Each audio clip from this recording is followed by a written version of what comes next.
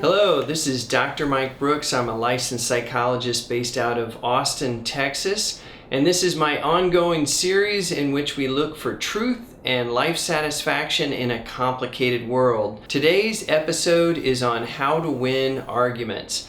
And as you might notice, in today's society, there's a lot of heat generated by debates about our president and the politics and things like healthcare, gun safety, abortion, pro-life, pro-choice. These arguments are taking place every day and they get quite heated. And then beyond that, sometimes it's just personal arguments. Perhaps think of arguments you might get in with your partner about who does the dishes the most or the most housework. We get caught in those arguments, or who's the greatest NBA player of all time. We're often caught up in these arguments, and this episode is about how we can win those arguments. And I'm being a little cheeky if you haven't caught on, because I don't think we can really win these arguments. Let me ask you this. Have you ever really won an argument? Full disclosure here, I've gotten caught up in them too, and friends and family who know me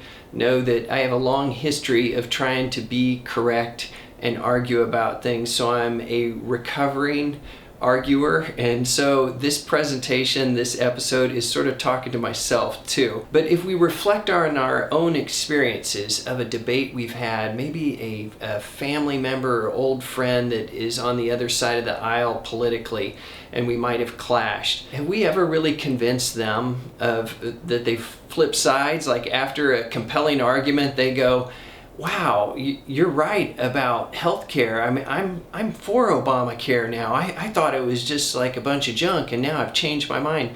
No, that doesn't happen. Now think how many people have convinced you, have had you change your opinion. It doesn't really happen. So one of the things is we have to realize that arguments don't really work. There's so many different ways of looking at things like healthcare or about gun safety that everyone can sort of cherry pick their data to support their view. And that's what's called a confirmation bias. We pay attention to things that support what we already believe. There's a line from the Simon and Garfunkel song, The Boxer, if you're familiar with that one, and it said, all lies and jest, still a man hears what he wants to hear and disregards the rest. And I think there's a lot of truth to that statement. And there's another one by Ben Franklin, one of our founding fathers in America, that I really like too, that's relevant to this. Our new Constitution is now established and has an appearance that promises permanency. But in this world, nothing can be said to be certain except death and taxes.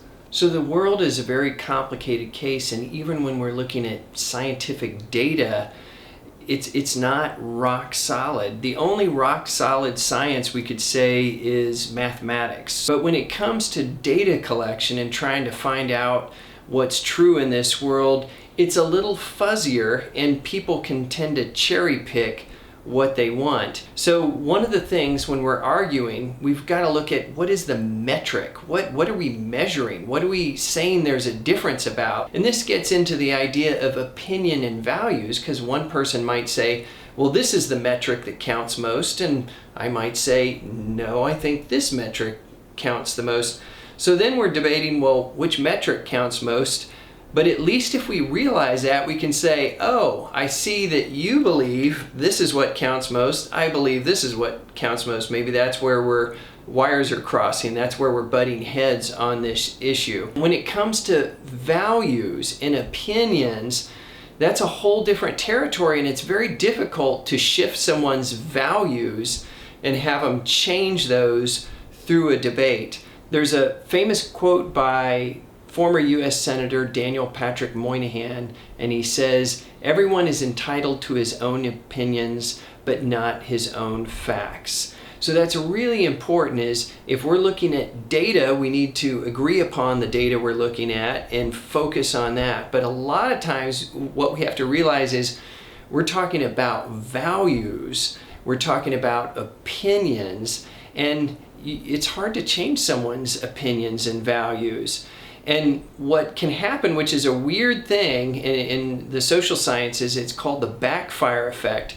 So if someone already believes something, and then you start arguing and you even show them data that undermines their belief, the backfire effect is, instead of the data undermining their belief, they end up doubling down on their original belief. So if your point of arguing is to try to sway someone's opinion, we got to be very careful. Once it turns into an argument and it gets heated, that becomes the focus, this emotionality, and people aren't going to change their opinions and their views, their stances from being yelled at. No one's going to get boxed in by data with someone yelling in their face and then change their view. And this goes into a more overarching recommendation, and I try to live this one. I don't always hit it, but it's the idea of being effective over being right. I can say from my youth, I have a long history of trying to be right, so I'd argue with my friends about all sorts of stuff. And I think I was right, but then I'm clashing with them, they're mad, I'm mad, it devolves, it goes nowhere. You can probably look at your own life, reflect, and see how often that happens. So remember, the overall idea is to be effective in life and not be right. And that doesn't mean be a doormat and let people argue all over us. We can have our opinions, we can have our views, we can have our stances, but we have to realize once it devolves into some kind of emotional argument and it doesn't go anywhere, then what's the point? It reminds me of the movie War Games. The tagline for the movie is, "The only winning move is not to play." So sometimes the way to win an argument is not to get in one, because once we're in one, we've already lost. Don't just take my word for it. Reflect on your own experiences to see the truth of this and see how ineffective it is, like with your partner about arguing about the dishes and things like that.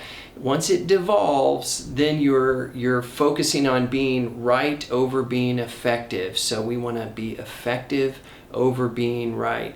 That is the way to win an argument. This has been Dr. Mike Brooks. I hope you got some takeaways from today, and I look forward to seeing you in the next episode.